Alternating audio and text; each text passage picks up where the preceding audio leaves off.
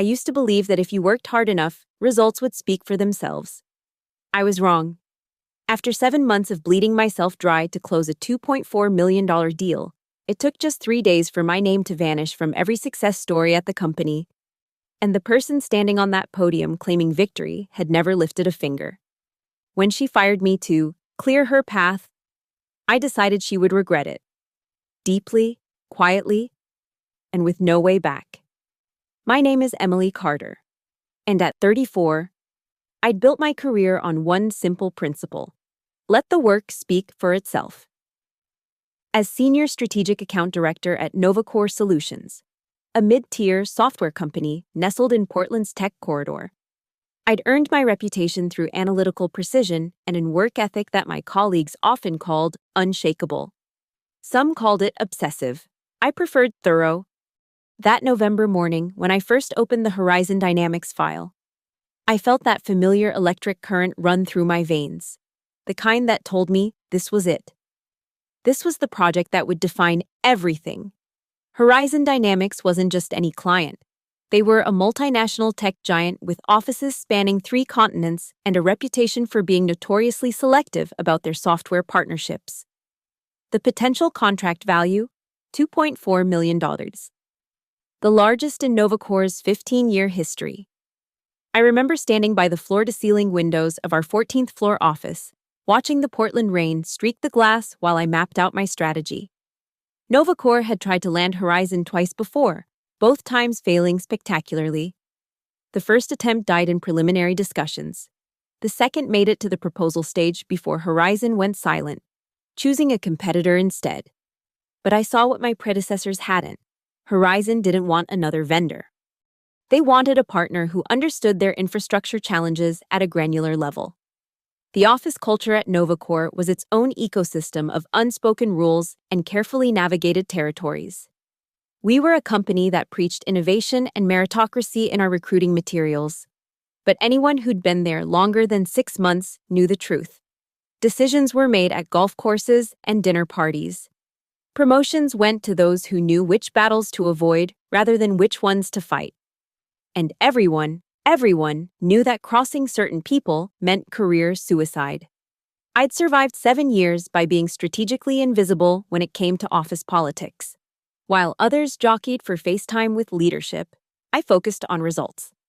While they crafted elaborate presentations about theoretical market opportunities, I was on planes to Chicago, studying Horizon's organizational structure, their pain points, their failed digital transformation attempt from 2019 that cost them $8 million, and 2 senior executives. My desk became a war room. Technical specifications covered in sticky notes. Organizational charts with hand-drawn connection lines showing the real power dynamics, not just the official hierarchy.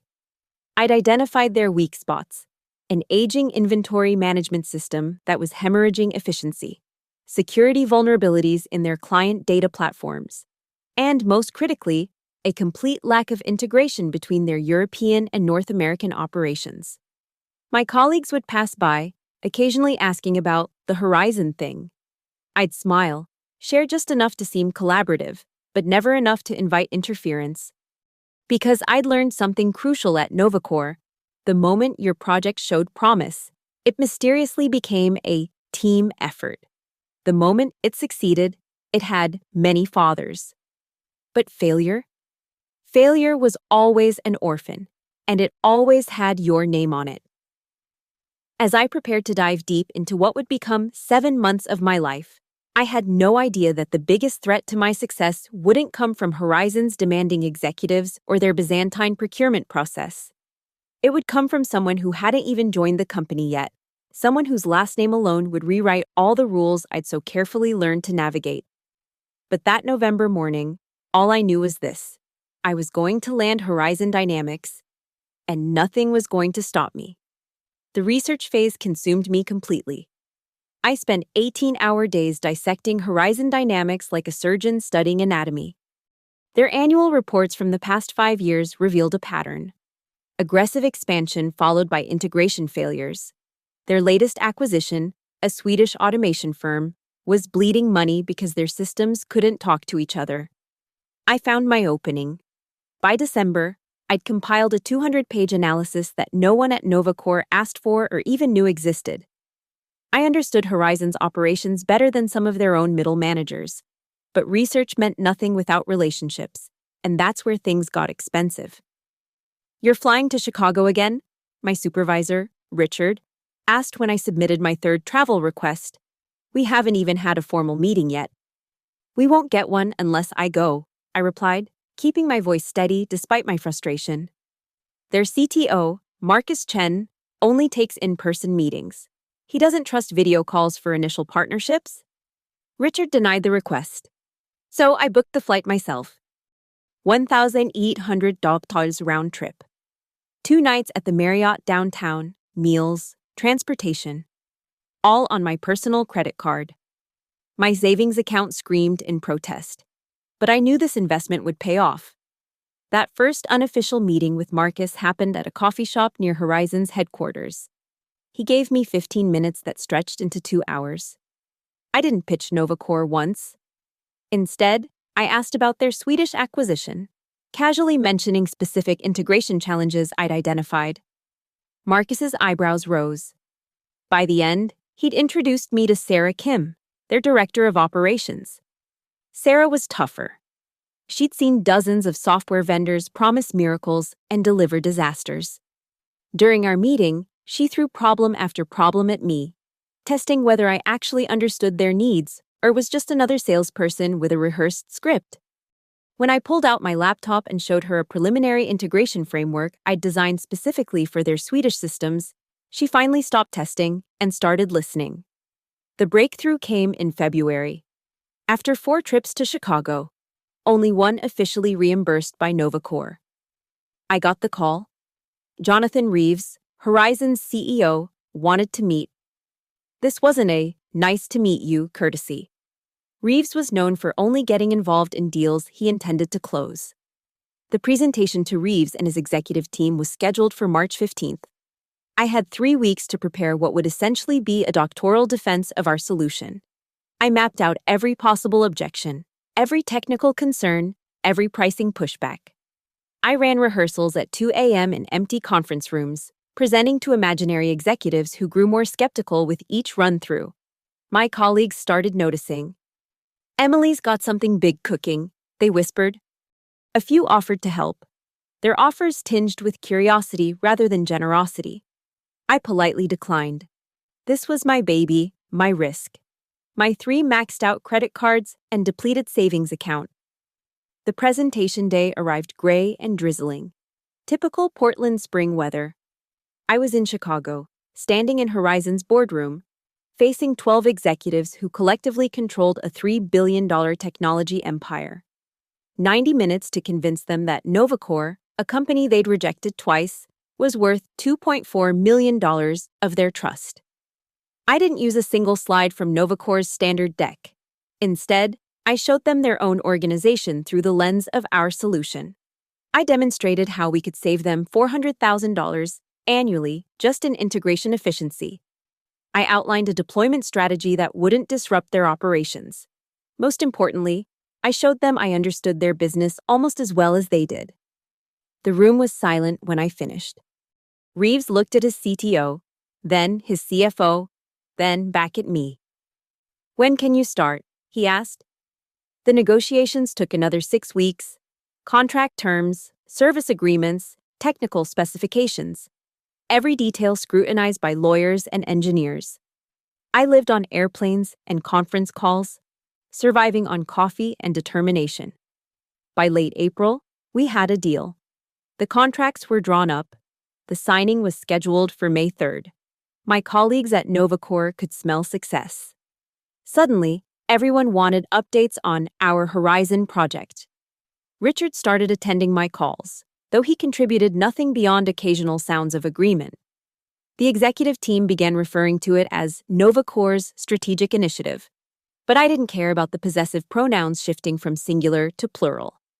All that mattered was that signature on May 3rd. After 7 months of personal and professional investment, Horizon Dynamics would become NovaCore's largest client ever. What I didn't know was that someone was about to rewrite the entire narrative of this victory. December had brought more than just snow to Portland that year. It brought Sabrina Walters, and with her arrival, the entire dynamic of NovaCore shifted like tectonic plates before an earthquake. I first saw her at the company holiday party, standing next to our CEO Graham Walters, her father, wearing a designer dress that probably cost more than most employees' monthly salaries. 29 years old, fresh MBA from Wharton, and a smile that never quite reached her eyes.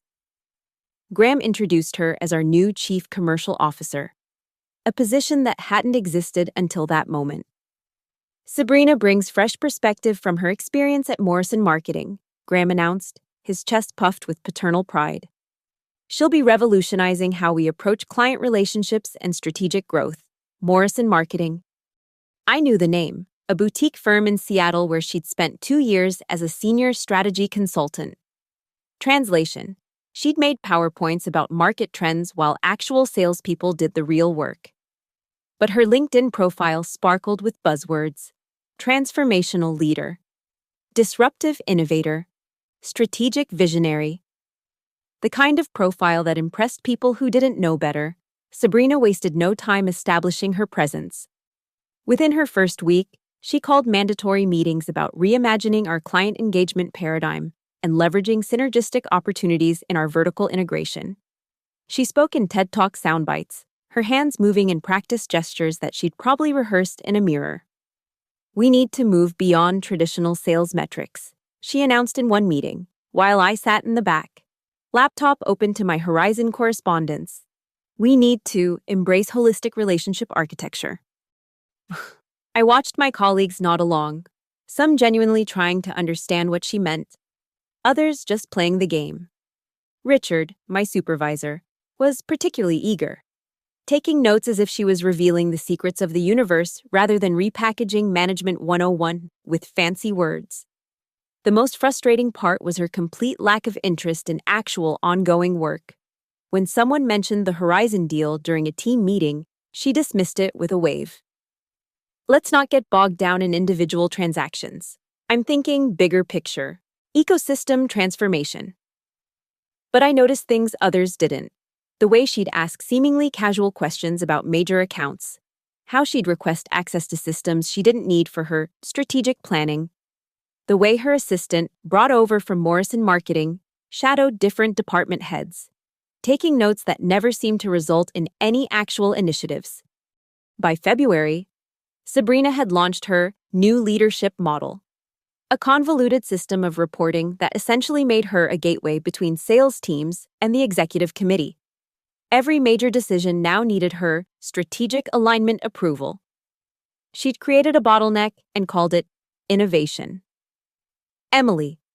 She called me into her office one afternoon in March, just days before my crucial presentation to Reeves. The office she'd claimed was the corner suite, previously used for client meetings. She'd redecorated it in whites and golds, with abstract art that probably cost more than our quarterly software licensing fees. I've been reviewing your Horizon initiative, she said, not looking up from her MacBook. Interesting approach, though I think we could add more strategic value proposition messaging. I kept my voice neutral. The presentation is finalized. Jonathan Reeves expects specific technical solutions, not messaging. She finally looked up, that practiced smile in place. Jonathan, is it? How wonderfully informal. Still, I think having a senior leadership presence would add weight. I'll join your Chicago trip. That won't be necessary. The meeting is... Nonsense. We're a team, aren't we? Besides, Daddy mentioned this could be our biggest deal ever. Can't have you carrying that pressure alone. I left her office with my jaw clenched so tight my teeth hurt, but I couldn't afford to fight her. Not then. Not with Horizon so close. So I smiled, thanked her for her support, and went back to my war room. She didn't come to Chicago. An urgent strategic planning session kept her in Portland, but she sent 17 emails during my presentation, none of which I saw until after I'd secured Reeves's verbal commitment. Each email suggested improvements that would have derailed the entire pitch. By April, as the contract negotiations intensified, Sabrina's interest in Horizon grew proportionally. She started requesting daily updates, copying herself on all correspondence, even suggesting she handle the relationship architecture while I focused on tactical execution. I documented everything, every email, every attempted intervention, every instance of her trying to insert herself into the deal. Call it paranoia or instinct. But something told me I'd need a paper trail. Looking back, I should have seen what was coming. The way she studied the contract details, how she scheduled meetings with Graham about strategic wins just as the deal was closing, the way she looked at me during team meetings, not as a colleague who'd achieved something remarkable, but as an obstacle to be removed. Sabrina Walters didn't come to Novacor to be a chief commercial officer. She came to build a throne, and she didn't care who she had to bury beneath its foundation. May 3rd. The date was circled in red on my calendar, starred in my phone, etched in my mind. After 7 months, the Horizon Dynamics contract was signed, $2.4 million, the largest deal in Novacor's history. My deal. The email from Jonathan Reeves arrived at 3:47 p.m. Emily, it's official. Looking forward to a transformative partnership. Your understanding of our needs made all the difference. I allowed myself exactly 5 minutes of celebration alone in my office. A quiet fist pump, a few deep breaths, maybe a tear or two that I'd never admit to. Then I composed myself and sent the announcement to the team with all the professional restraint expected of a senior strategic account director. The congratulations poured in, emails, Slack messages, people stopping by my desk. Amazing work, Emily. You killed it. This is legendary. Even Richard, who doubted the deal from the start, shook my hand with something approaching genuine respect. But by the next morning, the narrative was already shifting. Graham Walters sent a company-wide email at 7 a.m. sharp. Team, I'm thrilled to announce that Novacor has secured a $2.4 million partnership with Horizon Dynamics. This achievement represents the culmination of our new strategic direction and demonstrates the power of our refreshed commercial approach. Our new strategic direction. Our refreshed commercial approach. Not a single mention of my name. Then came the meeting invitation for May 6th, 9 a.m. Subject: Celebrating our Horizon success. Sender: Sabrina Walters. Required attendance for all staff. The conference room was packed that Monday morning. Sabrina stood at the front in a perfectly tailored navy suit, a presentation already loaded on the screen behind her. Horizon Dynamics, a case study in strategic leadership excellence.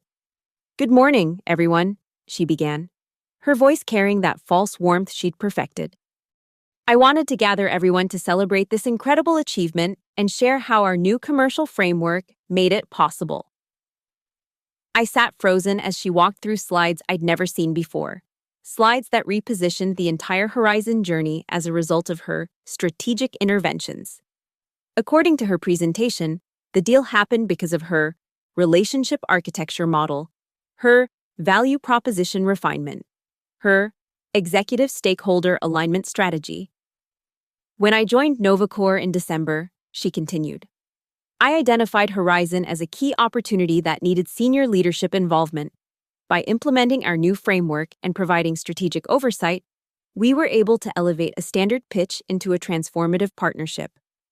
My hands gripped the edge of the table. Around me, colleagues who knew the truth kept glancing my way, their expressions a mix of sympathy and discomfort. But no one spoke up. No one corrected her. Slide after slide, she dismantled 7 months of my work and rebuilt it as her victory. She even had a slide showing the Sabrina Walters commercial method with my strategies repackaged in her corporate buzzword vocabulary. I want to thank everyone who contributed to this effort, she said near the end, her eyes scanning the room but never landing on me. This truly shows what we can achieve when we embrace new leadership paradigms. The applause was hesitant, awkward. A few people clapped enthusiastically, the ones who knew which way the wind was blowing. Others offered polite, minimal participation. I didn't clap at all. After the meeting, I went straight to Richard's office. You know that presentation was complete fiction. He wouldn't meet my eyes. Emily, look, Sabrina is establishing her leadership presence. Sometimes we need to share credit for the good of the team. Share credit? She took all of it. The deal is signed. That's what matters.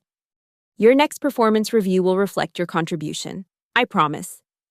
Empty promises from a man who'd already chosen his side. The emails started within hours. Sabrina was now the point of contact for Horizon. She was scheduling calls with Jonathan Reeves to discuss strategic implementation. She was planning a celebration dinner with key stakeholders, a dinner to which I wasn't invited. But the worst part came in a forwarded email from someone in accounting. Sabrina had submitted a bonus request for herself, citing the Horizon deal as justification. The amount? $50,000. The exact commission I should have earned. I sat at my desk until 10 p.m. that night, long after everyone had left. The office was dark except for my desk lamp and the Portland city lights twinkling through the windows. I pulled up Jonathan Reeves's email again. Your understanding of our needs made all the difference. My understanding, my work, my sacrificed savings, my sleepless nights, and now, officially, none of it was mine. I opened a new browser window and began researching something I'd never thought I'd need: employment lawyers specializing in corporate theft of credit, because while Sabrina might have won this battle, I was far from surrendering the war. The queen had taken my pawn. She just didn't realize she'd awakened the player. I didn't react.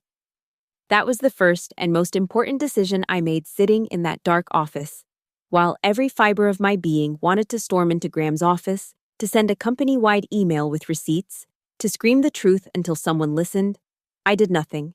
I sat, I planned, I prepared for war. The next morning, I arrived at the office at 6 a.m., 2 hours before anyone else. I began my documentation systematically, methodically, like an archaeologist preserving evidence of a lost civilization. Every email I'd sent about Horizon, downloaded and backed up. Every presentation draft, from version 1 to version 47, copied. Every receipt from those self-funded Chicago trips, scanned in high resolution. I created 3 separate copies. One on an encrypted external drive that never left my possession. One uploaded to a secure cloud server that NovaCore had no access to. One printed, over 400 pages of documentation, and stored in a safety deposit box at Wells Fargo, the bank where my grandmother had taught me to keep things that mattered. But documents were just the foundation. I needed more. Jonathan, I wanted to follow up on our implementation timeline, I said during a scheduled call that week, my phone recording app silently capturing every word.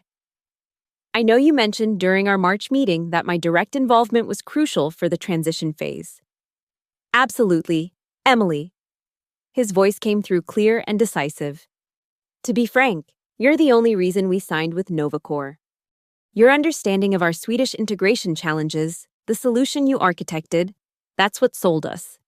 I hope NovaCore realizes what they have in you. That's very kind of you to say. Would you mind if I documented that feedback for my records? Performance review season is coming up.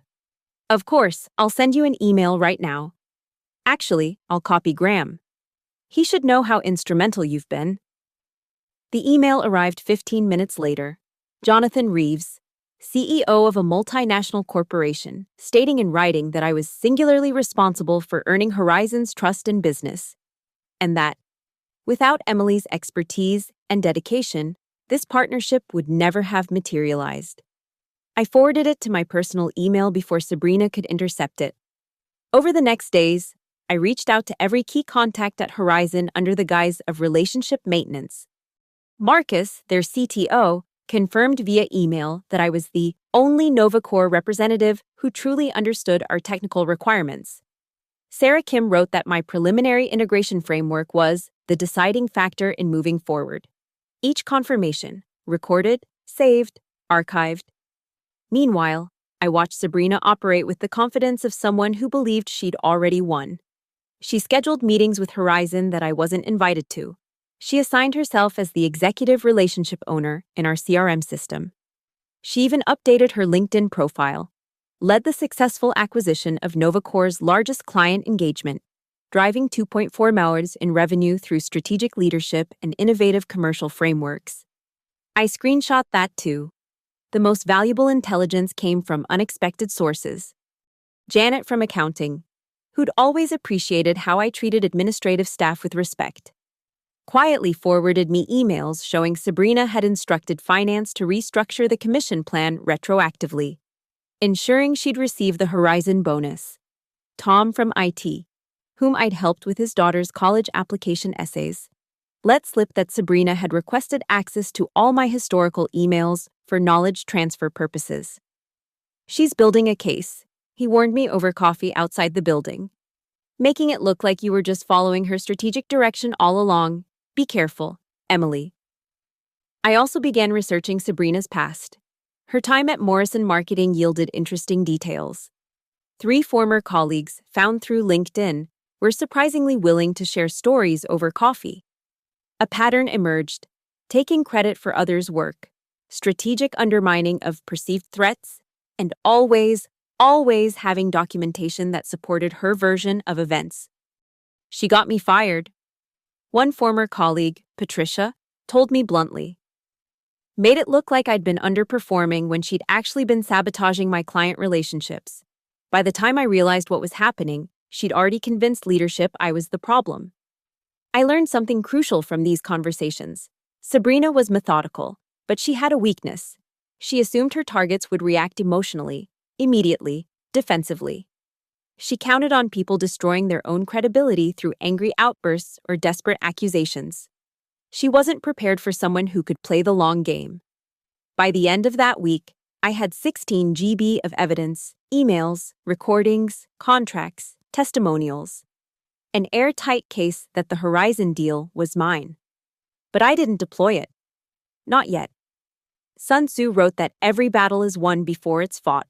I was still arranging my pieces. The final step of my preparation was a consultation with Mark Hensley, an employment attorney recommended by Patricia. His office was in a gleaming tower downtown, all leather and mahogany and quiet confidence. This is one of the most comprehensive documentation packages I've ever seen, he said after reviewing my materials for 2 hours. But I need to ask, what's your endgame? Restoration? Compensation? Justice? I looked out his window at the Portland skyline, at the Nova Corps building visible in the distance. All of the above. But first, I need her to make the next move. She will. It's not enough for her to steal credit. She needs to eliminate the threat. Mark nodded slowly. When she does, you'll be ready. I'm ready now. I'm just waiting for her to light the match. I didn't have to wait long. The email arrived on a Friday afternoon, May 13th. Subject: urgent. Please see me ASAP. S. Walters. I took my time walking to her office, stopping by the bathroom to check my appearance. Calm, composed, professional. I'd been expecting this for 3 days, ever since Tom in IT had warned me about unusual activity in the HR system. Sabrina sat behind her desk, trying to project authority. Beside her sat Dennis from HR, looking uncomfortable, and Richard, my supposed supervisor, who was studying his shoes with fascinating intensity. Emily, please sit, Sabrina said, her voice carrying false concern. I'm afraid we need to discuss some organizational changes. I sat, pulled out my phone, and placed it on my lap. Of course. What kind of changes?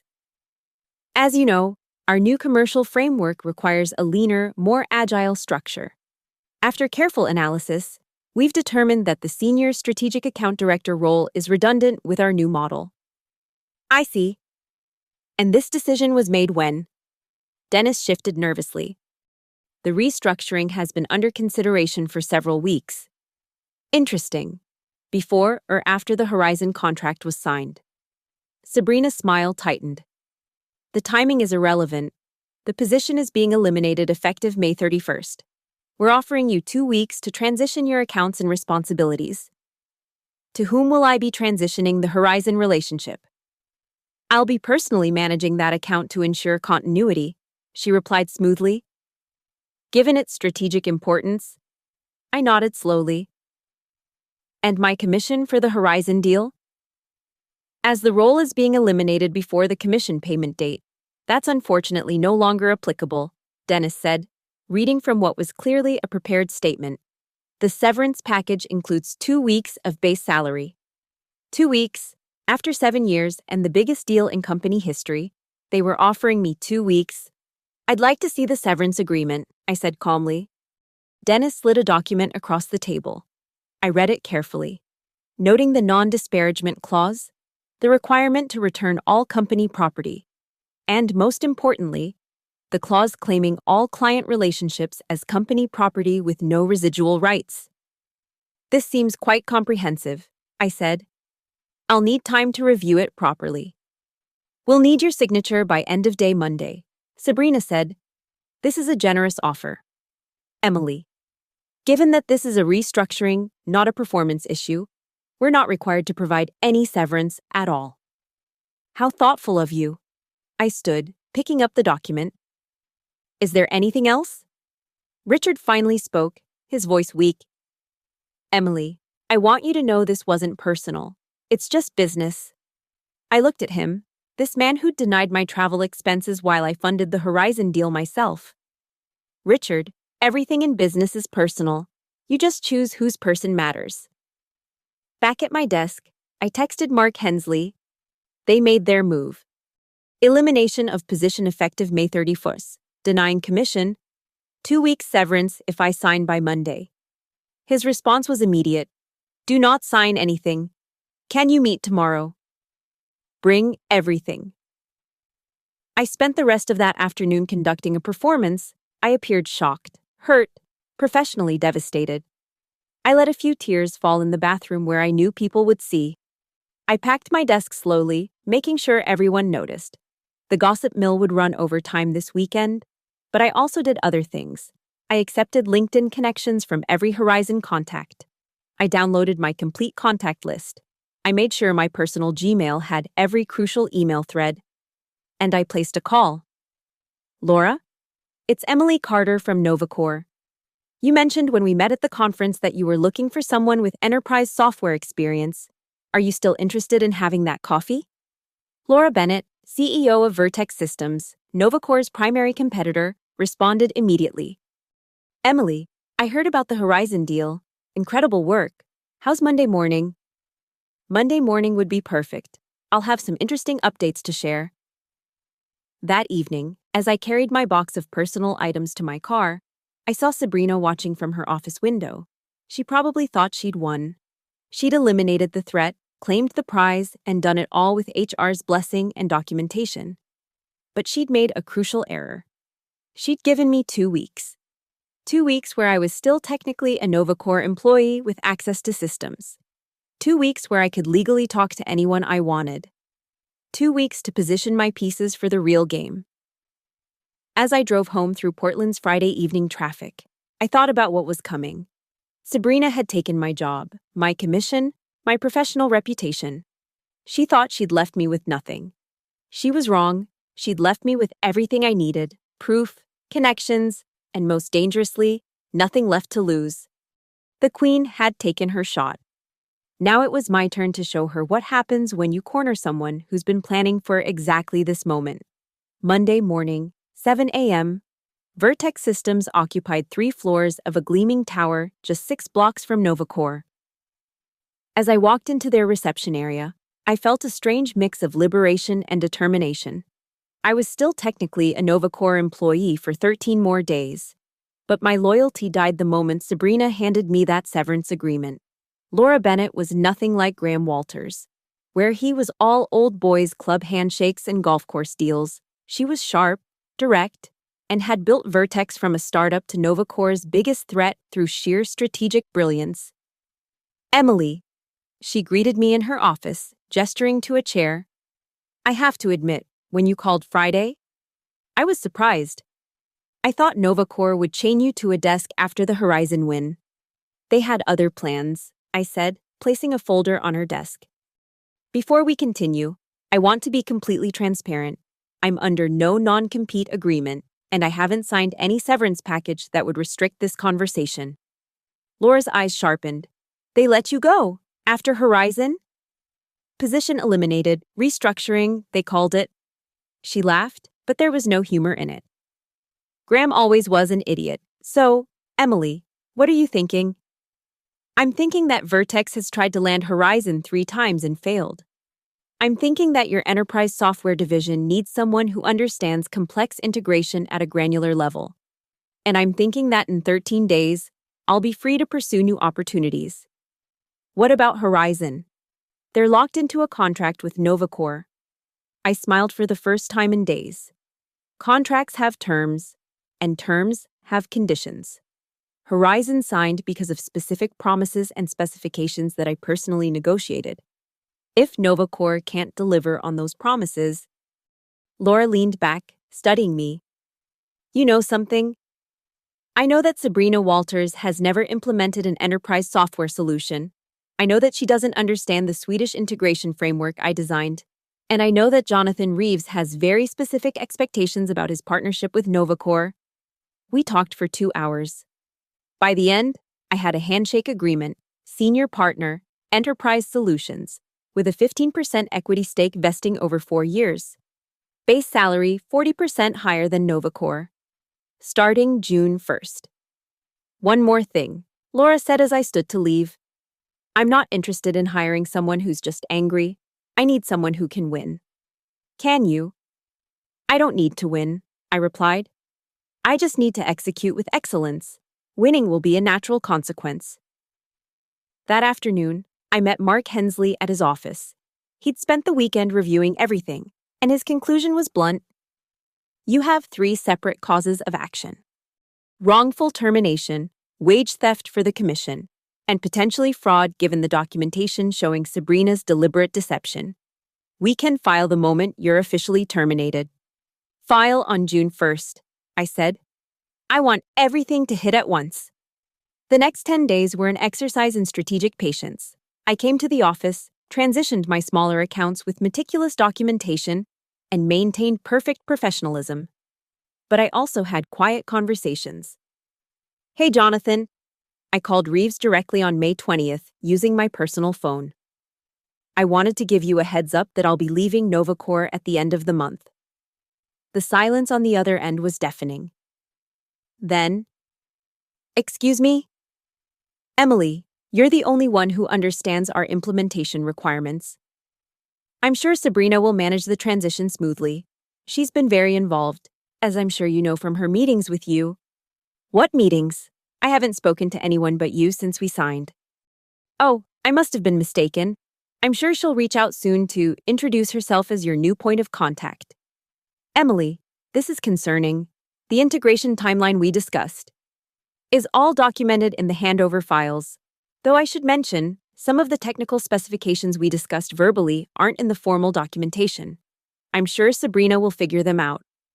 Another long pause. Where are you going? I'm exploring opportunities. I'll be in touch once I've settled. Jonathan. You have my personal email if any urgent questions come up during the transition. Similar calls went to Marcus and Sarah, each one carefully crafted to raise concerns without directly sabotaging anything. I was simply a professional ensuring smooth transition while making it clear that the expertise was walking out the door. May 31st, my last day. Sabrina called me into her office one final time. I wanted to thank you for your professionalism during this transition, she said, that practiced smile in place. I'm sure you'll land on your feet somewhere. I looked at her, this woman who'd stolen my work, my credit, my commission. Sabrina, I want you to remember this moment. Her smile faltered slightly. What moment? The moment when you had the chance to make things right and chose not to. The moment when you confused winning a battle with winning a war. The moment before you learned that some people don't just land on their feet, they land on your throat. I walked out before she could respond, cleared my badge at security, and stepped into the Portland sunshine. Tomorrow, I would start at Vertex. Tomorrow, Mark would file the lawsuit. Tomorrow, the real game would begin. But today, I stood on the sidewalk, looked back at the NovaCore building one last time, and smiled. Sabrina thought she'd fired me. In reality, she'd armed me. June 1st, my first day at Vertex. Mark Hensley filed the lawsuit at 9 a.m. sharp. By noon, Novacore's legal department was in crisis mode. By 2 p.m., my phone started ringing. I didn't answer. The call I was waiting for came on June 8th. Emily, it's Jonathan Reeves. We need to talk. I'd been expecting this. Sabrina had botched her first technical review with Horizon spectacularly. She couldn't answer basic questions about the integration framework. She tried to bluff through with buzzwords and promised to circle back with the technical team. Jonathan wasn't stupid. Jonathan, I'm at Vertex Systems now. I can't discuss Novacore's business. I'm not calling about Novacore. I'm calling about Horizon's business. We have concerns about their ability to deliver what was promised. The person managing our account doesn't seem to understand the basic architecture we discussed. I'm sorry to hear that. Emily, I'll be direct. Can Vertex deliver what you promised us at Novacore? Better. We have more robust infrastructure and a larger implementation team. And Jonathan, every specification, every customization, every detail we discussed, I still have it all documented. Send me a proposal. It took 2 weeks. 2 weeks during which Sabrina desperately tried to salvage the Horizon relationship, even bringing in external consultants who couldn't decipher my integration framework without the verbal context I'd never documented at Novacore. 2 weeks during which my lawsuit revealed email after email of evidence, causing Novacore's board to launch an internal investigation. On June 22nd, Horizon formally terminated their contract with Novacore, citing failure to meet technical specifications and misrepresentation of capabilities. The termination clause I'd negotiated, meant to protect Novacore, now became their nightmare. They had to refund the initial payment and pay penalties. On June 23rd, Horizon signed with Vertex Systems. $2. $1 million. We gave them a discount for the disruption. Jonathan insisted I lead the implementation personally. The dominoes fell quickly after that. Novacore's stock dropped 18% when news of losing their largest client went public. The board investigation revealed Sabrina's pattern of deception. Graham Walters was forced to recuse himself from decisions regarding his daughter. 3 other employees came forward with similar stories of Sabrina claiming their work. By July, Sabrina was gone. Pursuing other opportunities, the press release said. The reality was she'd been given a choice: resign or be fired for cause. She chose resignation, protecting her resume but forfeiting her bonus, the $50,000 she'd claimed for my work. My lawsuit settled in August. The number is sealed. But let's just say it covered my self-funded Chicago trips, my lost commission, and a significant amount for damages. More importantly, the settlement included a public statement acknowledging my instrumental role in securing the Horizon Dynamics partnership.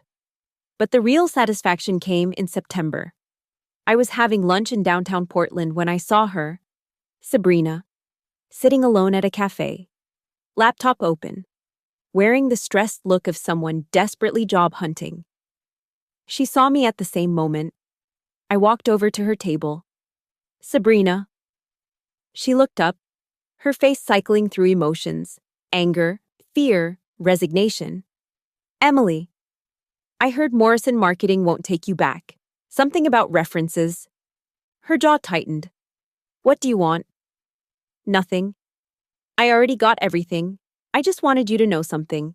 You were right about one thing. It wasn't personal. It was just business. But here's what you never understood.